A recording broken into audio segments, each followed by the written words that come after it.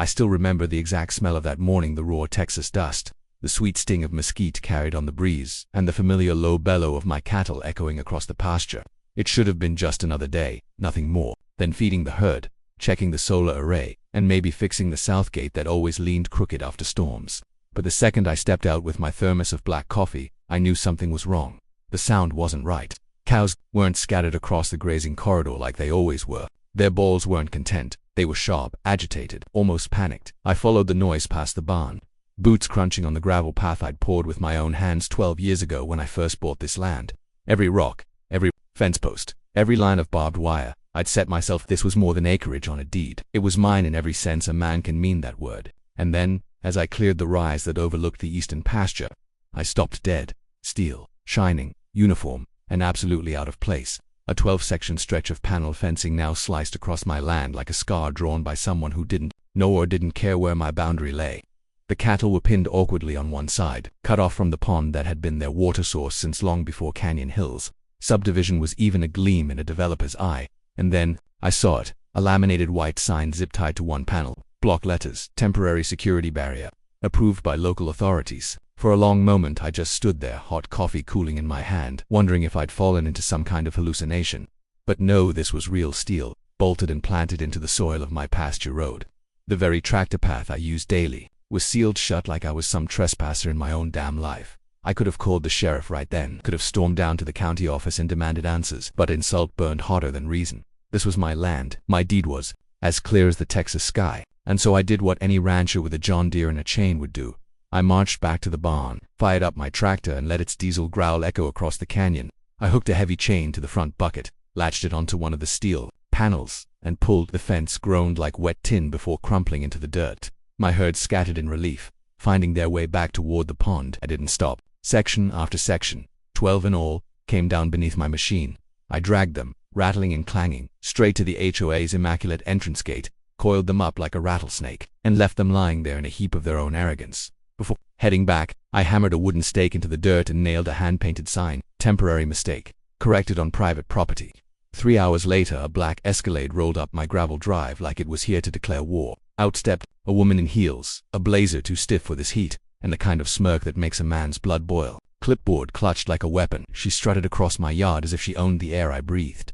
"Mr. Matthews," she barked, voice clipped and sharp, "you've committed an act of vandalism. That fence was erected with the community's best interests in mind. You've endangered our residents." I stared at her, coffee cup still in hand. "Lady," I said slowly, "you just tried to carve off a chunk of my pasture and circle it like a dog park. You blocked my herd, you trespassed on my deed, and you planted steel on land that's been mine since the day I signed at the county courthouse. Don't talk to me about best interests." Her eyes narrowed to slits.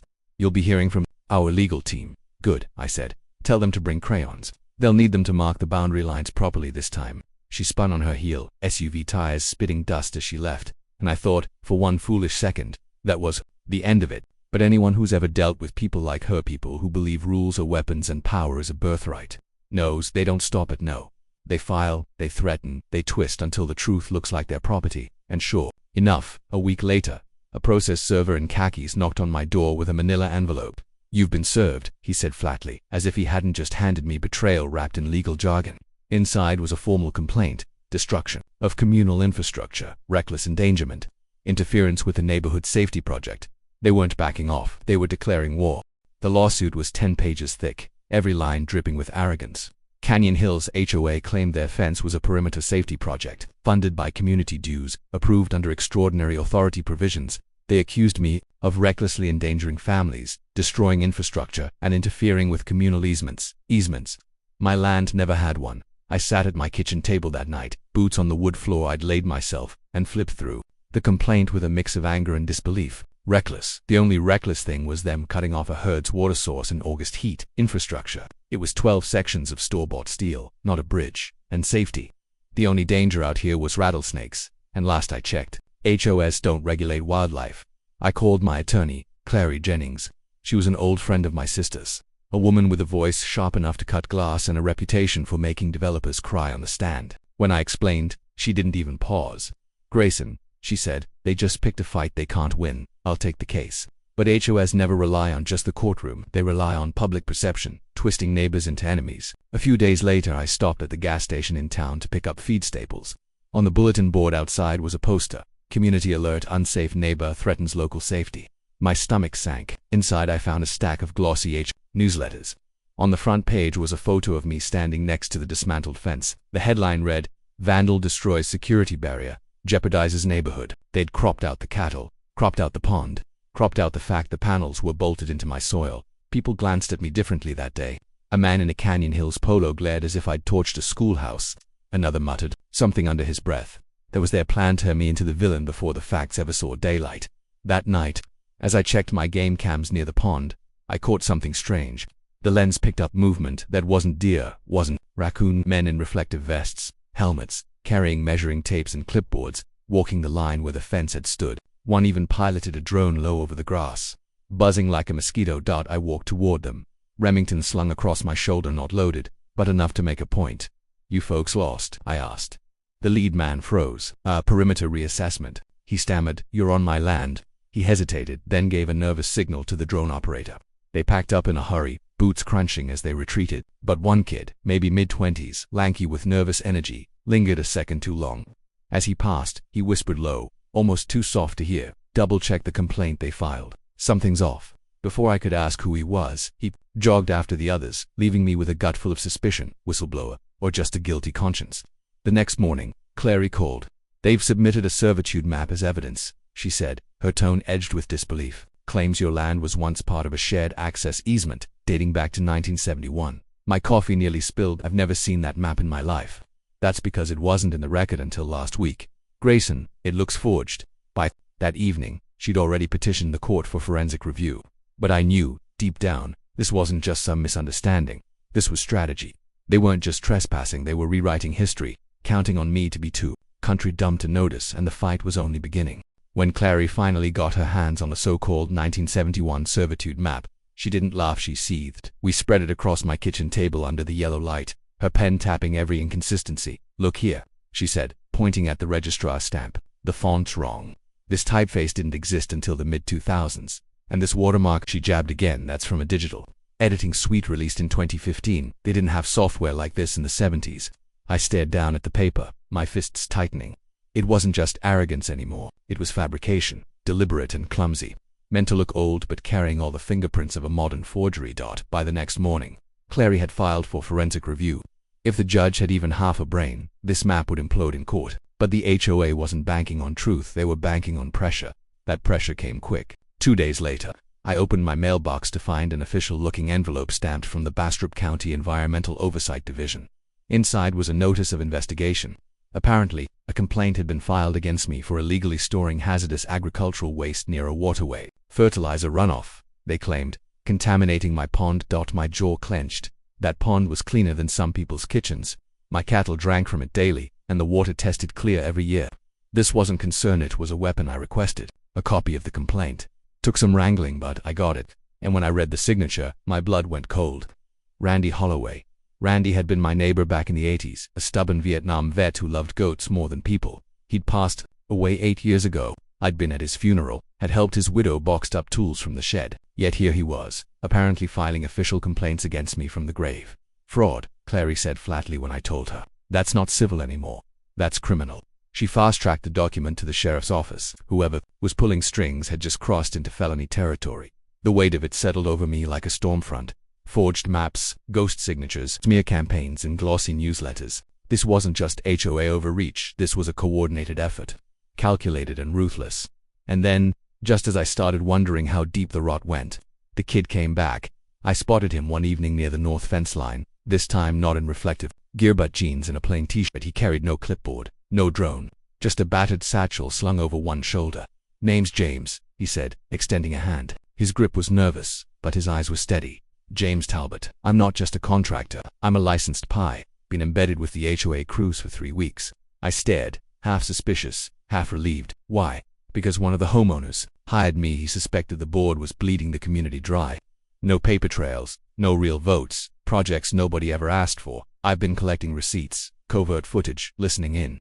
He glanced over his shoulder, and I've got enough to bury them. From his satchel he pulled folders, dated spreadsheets. blurry photos of late-night fence work, invoices to shell companies owned by Karen's brother, even audio snippets where she barked orders to fix it after the county asks questions. I sat on my porch, the sun bleeding down behind the oaks, flipping through every sheet. Fraud, kickbacks, document tampering, HOA dues siphoned into fake projects. James leaned forward. They forged that servitude map. I've seen the drafts, and that complaint about the fertilizer runoff. Staged photos, they doctored the images. For the first time since this whole nightmare began, I felt something shift. Not relief, not yet, but readiness. We had evidence. We had a path. And Karen Salford had just made the biggest mistake of her life. The first sign that things were tilting in my favor came not from the courthouse, but from the news van that rolled down the county road one dusty afternoon. A local blog had already run a piece titled Pasture Wars in Pasture Brancher vs. H. But when the 6 o'clock news aired footage of me standing on the edge of my land, drone overlays flashing on the screen, the whole county saw the truth. 34 yards of illegal intrusion. Cattle penned off from their water. The HOA's tidy security barrier laid out in steel shame. That exposure lit a fuse. Within 48 hours, the Bastrop County DA's office had opened a preliminary investigation into Canyon Hills HOA fraud, forgery, misuse of community funds. Wire fraud was even on the table after James handed over copies of checks funneled through Karen's brother's shell companies. Karen, of course, went on the offensive. She called an emergency HOA board meeting closed to the public, but James, still undercover at the time, captured the audio. Her voice was sharp, frantic, stripped of the smugness she'd worn when she marched onto my ranch. He's a domestic agitator, she snapped to the board. He's using fringe legal tactics to bankrupt this community. If this escalates, we burn the records and shift project attribution to the safety subcommittee. Burn the records. Those 3 words were dynamite. When Clary heard them, she nearly laughed. That's intent, Grayson. That's criminal conspiracy. She tucked the recording into our growing arsenal. By now, our evidence stack could choke a horse-drawn LiDAR overlays, historical surveys, GPS cattle path data, GoPro night footage of Karen herself in heels directing contractors to push it 10 feet and he won't notice, invoices to fake companies, forged maps, even a fraudulent complaint signed by a man 8 years dead. The HOA was collapsing from the inside. 3 homeowners showed up at my gate one evening, polite, nervous, apologetic. One woman, mid-50s, handed me a USB drive with budget files she'd pulled from internal emails. We never voted on any of this, she admitted. We just kept getting billed. Another whispered that Karen pressured board members to sign blank checks. By the time Clary filed our counterclaim, the courthouse in Bastrop had become a battlefield waiting for soldiers. The morning of the hearing, I wore my cleanest jeans and a button-down shirt that hadn't seen the barn in 6 months. The courthouse itself had character stone columns worn by weather, a clock tower that ticked crooked, a jury box that creaked like old pews. Inside, the air was heavy with anticipation. Karen arrived in full peacock mode. Navy power suit, hair lacquered to perfection, binder clutched like a holy book. She was flanked by 2 lawyers from Austin who looked like they practiced their smirks in the mirror each morning. The judge, a gray-haired man with a stare, sharp as barbed wire, called us to order. The hearing was to decide 3 things: boundary, legitimacy, the validity of the servitude map, and whether the HOA had the right to erect anything on my land without permission. Clary opened like a gunslinger at dawn. She laid out the original deed, the 1998 survey, the fresh drone scans, and even GPS movement data from my herd. She played the GoPro footage for the whole courtroom, the grainy night vision glow of Karen pointing in high heels, telling her crew to move it in. Karen's lawyers objected. Irrelevant. Overruled, the judge said without even looking up. Then came the forensic document analyst. He held up the 1971 map, walked the jury through every flaw, digital layering, mismatched fonts, a notary seal misspelled Bastrop. The courtroom chuckled when he pointed out a watermark from software that hadn't existed until 2015. It was like watching someone dissect a counterfeit bill on live TV. Karen's attorneys shifted in their seats. Sweat pooled under their collars, but the killing blow hadn't landed yet. Clary smiled as she called her next witness, James Talbot. Karen's face twitched the second he stepped up in a suit, a stack of documents in hand. He introduced himself as a licensed private investigator hired by a concerned homeowner. Then, calmly and methodically, he described the shell companies, the fake invoices, the bulk-filled time cards, and the internal memos where Karen literally said, "Don't ask the county yet, we'll clean it up after the fact." Finally, he read aloud the recording. "If this escalates, we burn the records." The courtroom fell into dead silence. One juror let out a low whistle. Karen's lawyers requested a recess. The judge denied it. And then, as if the scene weren't already a nightmare for the HOA, the county clerk took the stand. He testified that Karen's office had submitted a request to amend the official plat map using the forged The lawsuit had already been filed. That wasn't just sloppy. That was tampering. That was intent. The judge didn't wait for closing arguments. His ruling was swift, decisive, and brutal. The fence had been illegally installed. The HOA had no claim, no easement, and no authority. Their actions constituted trespass, abuse of civil process, and defamation. Damages $62,000. 34 property damage, 12 for attorney's fees, the rest for emotional and reputational harm. But the real hammer fell when a deputy entered the courtroom mid-ruling, handed Karen a folded document, and whispered something. Her face went pale, as if the floor had dropped beneath her heels. Clary leaned over and murmured to me, "That's the DA's office." The document was a notice of formal criminal investigation. Fraud, forgery, misuse of funds, obstruction of legal process. For the first time, Karen Salford's smirk was gone. The days after the ruling felt like air after a hard rain, clearer, thinner, every sound suddenly sharper. You'd think I would have celebrated, but I learned a long time ago you don't waste breath crowing until the gates closed and the latches set. A judgment on paper was one thing. Collecting from a homeowners association under criminal investigation was a different animal altogether. But even while I waited for the machinery of the county to crawl forward, the world around Canyon Hills started to tilt, then slide, then fall. Word rippled fast. The local station ran another segment that evening, a split screen of the courtroom footage and the drone overlay that showed the illegal fence like a surgical scar drawn across my field. A law blog picked up the clip.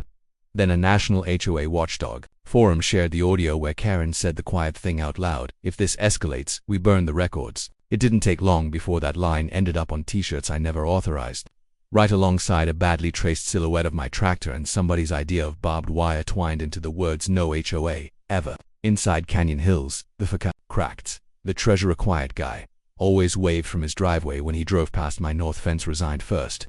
His letter leaked to the local press within 24 hours. In tidy paragraphs he wrote about budgets that bypassed votes, about being pressured to sign blank checks under something called emergency authorization, about vendor names that never matched the work supposedly done.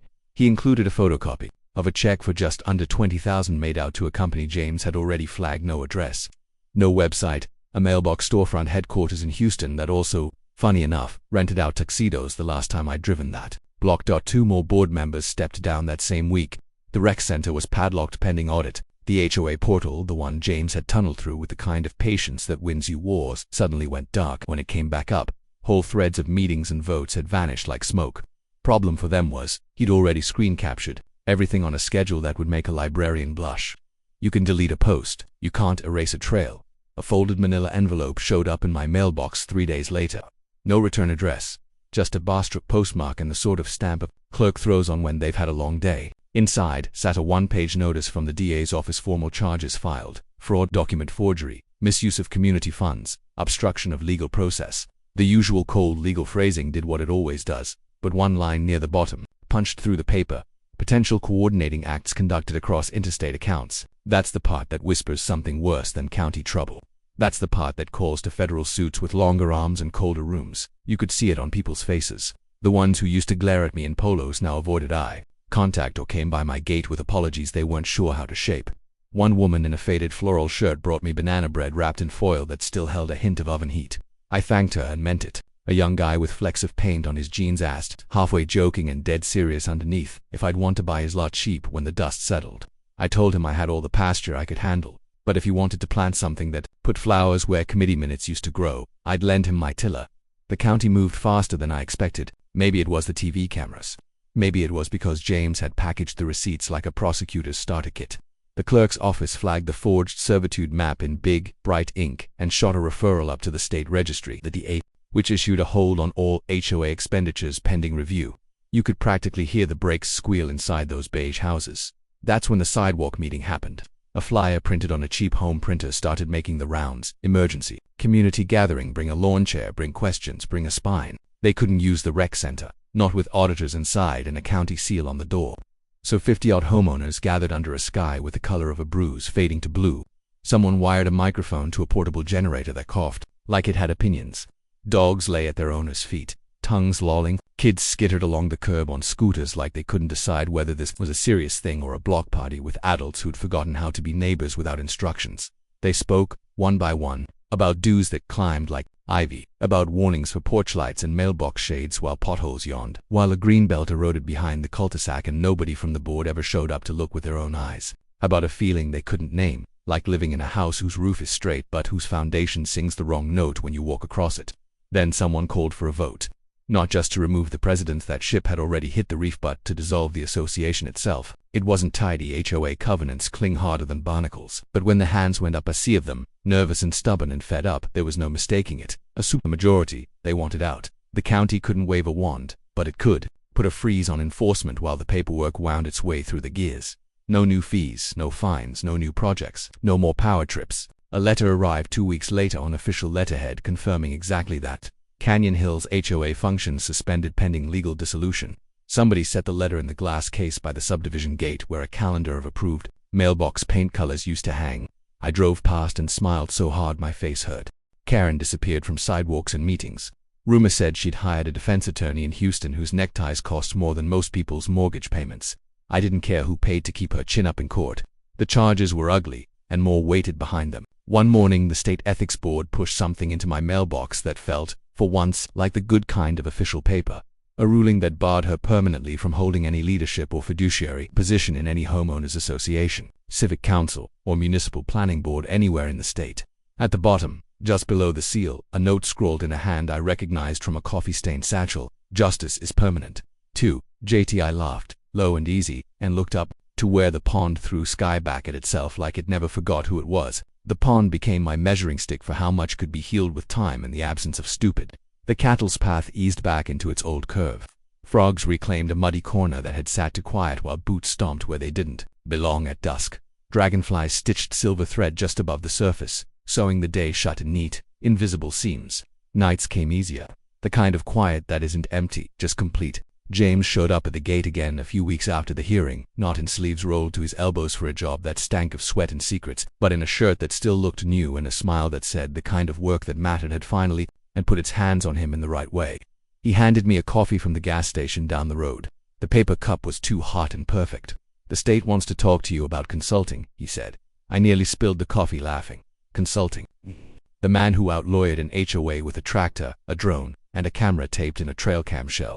You're a legend, he deadpanned, and then broke into a grin. The Texas Terminator of suburban tyranny. Please tell me I don't have a bobblehead. Not yet, he said, but I'm sure someone on the forum is working on it. He left a folder I barely opened. I wasn't ready to turn what happened into a primer. Not yet. Maybe someday, when the edges dulled and stories could be swapped without tasting diesel and dust. For the moment, the only manual I wanted to write was the one my hands kept anyway. Feed before sunrise. Check the fence lines by noon. Watch the sky tell you what kind of night you'll have.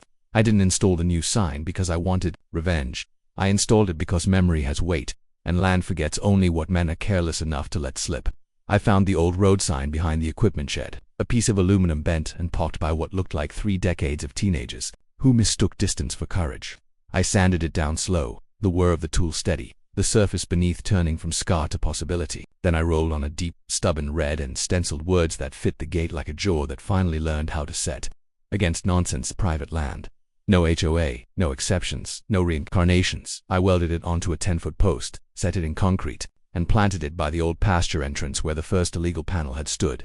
A landmark for the living and a line in the dirt for the future. The paint smelled like resolve.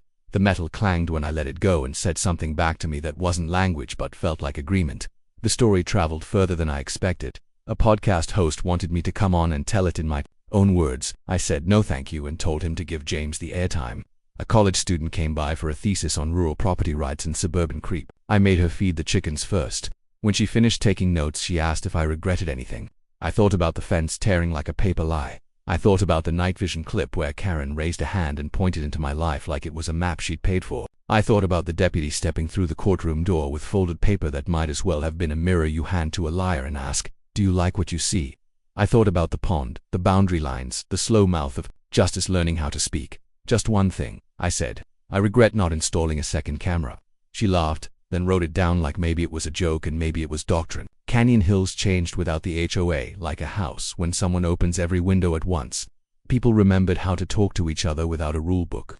Someone planted sunflowers where a notice board used to hang. Someone else built a chicken coop by hand without asking permission from a committee that never would have come to help even if it had said yes.